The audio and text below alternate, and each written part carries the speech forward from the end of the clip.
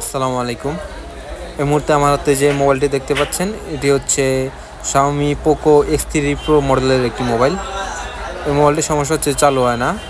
মোবাইলটি চার্জার লাগালে শুধু চার্জিংয়ের যে আইকনটি আছে ওই আইকনটি দেখায়, আর মাঝে মাঝে চালু হলেও পুরোপুরি চালু হয় না, হ্যাং লগু অবস্থায় থেকে যায়। এই মুহূর্তে আপনাদের দেখানোর চেষ্টা করব কীভাবে এই সমস্যাটি সমাধান করা যায়। এই ফোনটিতে এই সমস্যাটি মূলত যে CPU এবং RAM আইসিটি আছে এই আইসিগুলো থেকে হয়েছে। এই মুহূর্তে আমি CPU এবং RAM রিবোলিং করার মাধ্যমে এই সমস্যাটি সমাধান করার চেষ্টা করব। Poco X3 Pro এই মডেলে ডাবল ডেকারের CPU ইউজ করা, অর্থাৎ প্রথমে CPU লাগানো তার উপরে RAM লাগানো। আপনারা যারা আমাদের মাধ্যমে আপনাদের মোবাইলগুলো সার্ভিস করাতে চাচ্ছেন তারা স্ক্রিনে দেওয়া নাম্বারে যোগাযোগ করতে পারেন অথবা সরাসরি চলে আসতে পারেন mobile care and servicing centre 5/1 আল্লাহ করিম মসজিদ মার্কেট গেট, মোহাম্মদপুর, ঢাকা।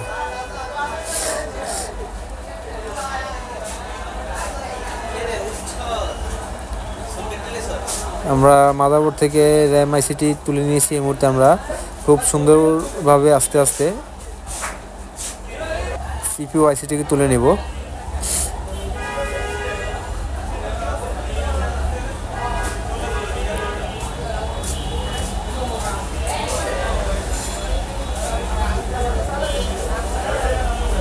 এই মুহূর্তে আমরা মাদারবোর্ডটিকে ভালোভাবে ক্লিন করে নেব।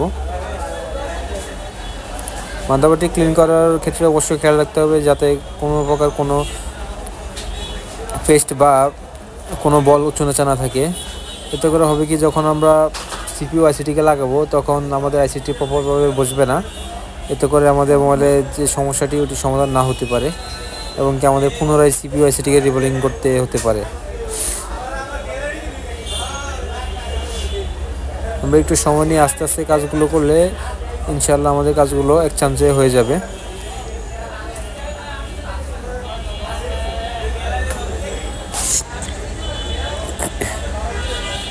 এই ধরনের CPU রিলেটেড কাজ আমরা প্রায় প্রতিনিয়ত করে থাকি। আমাদের কাছে আপনারা মাদারবোর্ডের যে কোনো সমস্যার সমাধান পেয়ে যাবেন।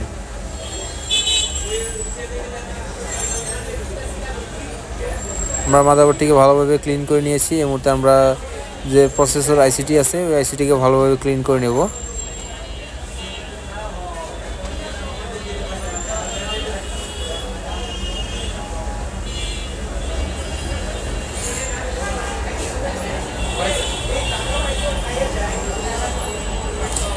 এই ধরনের ফোনগুলোতে যে CPU জনিত সমস্যাগুলো হওয়ার মূল কারণ হচ্ছে এই ফোনগুলো মূলত গেমিং ফোন, আর এগুলো যখন রান করা হয় অর্থাৎ মোবাইলেতে একটু বেশি প্রেশার দেওয়া হয় তখন এগুলোর যে প্রসেসর আইসিটি আছে এটি প্রচুর পরিমাণে গরম হয়।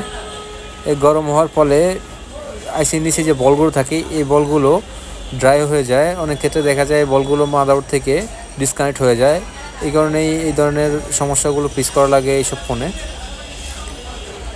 আমরা CPU আইসির নিচের পাশ ভালোভাবে ক্লিন করে নিয়েছি। এই মুহূর্তে আমরা CPU আইসির উপরে অর্থাৎ যেখানে RAM লাগানো হবে ওই জায়গাটাকে ভালোভাবে ক্লিন করে নেব।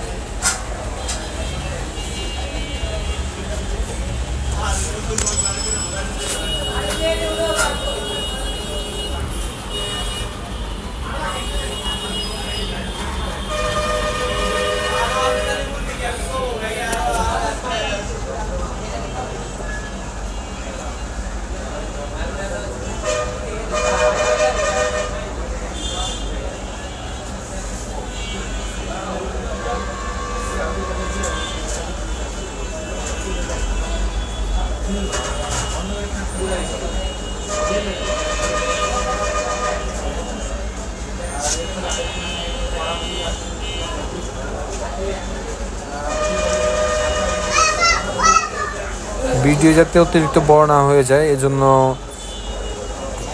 সিপিইউ এবং র্যাম রিবোলিংয়ের যে ভিডিওটা ওটাই এখানে আর দিলাম না।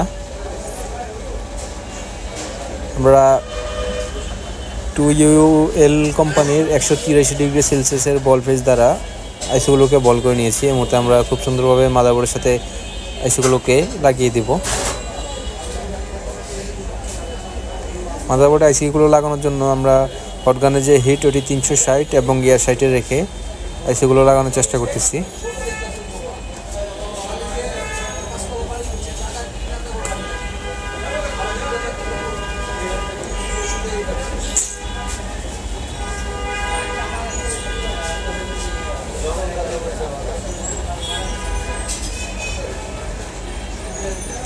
আমরা মাদারবোর্ডের সাথে সিপিইউ আইসিটিকে লাগিয়ে নিয়েছি। এই মুহূর্তে আমরা আমাদের যে র্যাম আইসিটি আছে ওই র্যাম আইসিটিকে মাদারবোর্ডের সাথে ইনস্টল করে দেবো।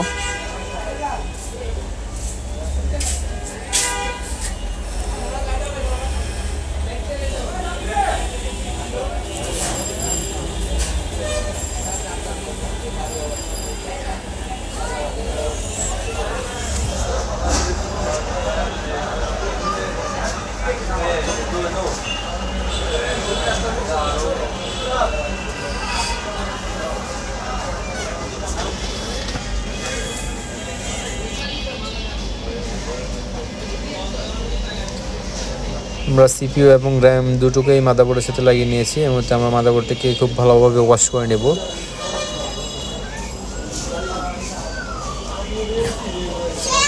আমরা মাদারবোর্ডটিকে মোবাইলের সাথে সংযোগ করে দেখব আমার যে সমস্যাটি ছিল, অর্থাৎ মোবাইলটি পুরোপুরি চালু হয় না, এই সমস্যাটি সমাধান হয়েছে কিনা।